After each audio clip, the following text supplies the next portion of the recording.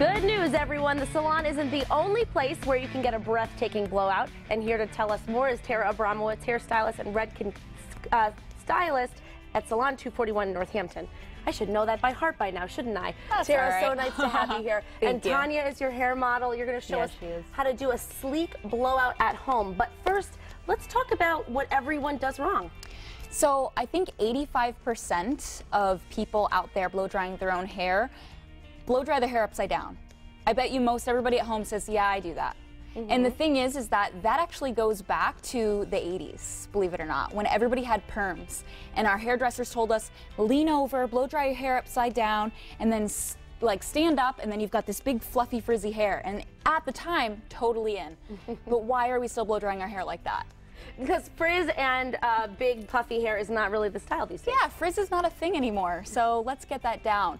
So then I have clients saying to me, all right, Tara, that sounds great, but what about when I'm blow drying my hair at home? I'm not going to be taking a round brush like this and sitting here cranking my hair out, because it's easy for us because the client's hair is right in front of us. But when we're doing it at home, how can we do it in a way that's just as fast as blow drying our hair upside down, but not frizzy and still volumized? And it is possible. Totally so show us possible. how we do it, Tara. Okay, so in Tanya's hair today, actually on the left-hand side, we did go ahead and use the same exact technique that I'm going to show today.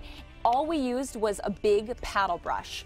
The fact is a brush like this, we always think it's just to detangle our hair when we get out of the shower, but a brush like this can be simply used to give you just as much volume as a round brush. It's just all in the technique. It's all in the technique. So what we used is a spray mousse. Another thing about mousse that we're doing wrong is I bet you everybody at home takes mousse, they put it in their hands. I know that I've done it many times, and then you kind of don't know what to do with it, right? You've got this mousse in your hands, you just go, okay. Yeah. So now a spray mousse is a great option for us when you want volume at the roots. So what you can do is, I always suggest shake it up well, and then if you turn your head like this, darling, go like this and spray it right in at the root, right where you want volume. Now there's no kind of questioning as to what I'm going to do with this mousse. Where do I put it? Am I just going to scrunch it in? Because if you think about what we usually do, we scrunch it into the ends. Well, of course, now the ends get frizzy, but we have no volume on top. So the whole idea is to put, mousse right in at the root. I laugh because I've done every single thing that you're saying that you shouldn't do. So have I. And I think it's funny when you hear, oh, that makes sense. Okay, what was I thinking? All right, so you spray that mousse in right at her root. Now, how would we use the paddle brush to get volume? Okay, awesome. So if you think about it, we try to think of a round brush to get the volume, but it's just because we're drying the hair around a round surface. Guess what? Our heads are round. So let's make it easy on ourselves. Take a flat brush and literally, turn your head this way for me, darling. Literally, you'll blow dry your hair up and around the round of your head. Now you'll notice I put the blow dryer directly behind the round brush, and I'm blow drying the roots upwards. Now when you're doing this on yourself, it can be a little awkward, so I just suggest blow dry back, blow dry forward, blow dry back, blow dry forward.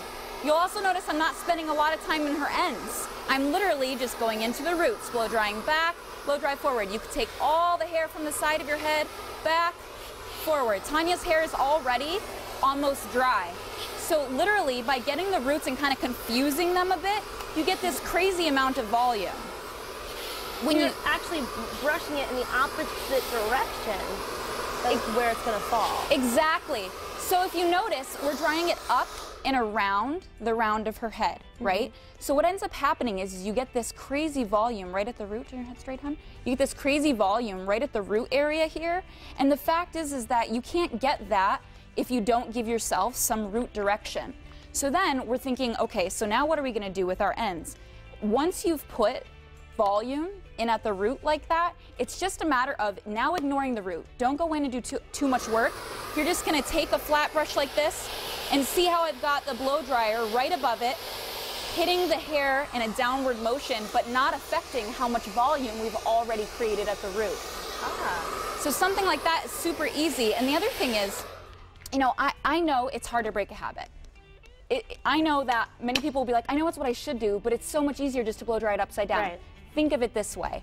If you've ever blown dry your hair upside down, 10 minutes later, what happens? It's flat. It's flat, right? And that's because you're drying it vertically. When you stand up, it just goes like that. This drops around. It's just smarter, and it makes more sense, and it's super fast. And it looks beautiful. Look at all that body and volume. Tanya, you look gorgeous. Thank you so much, Tara. No problem. Now we will all blow dry our hair with our heads up. Right. No more heads upside down. Thanks so much. No problem.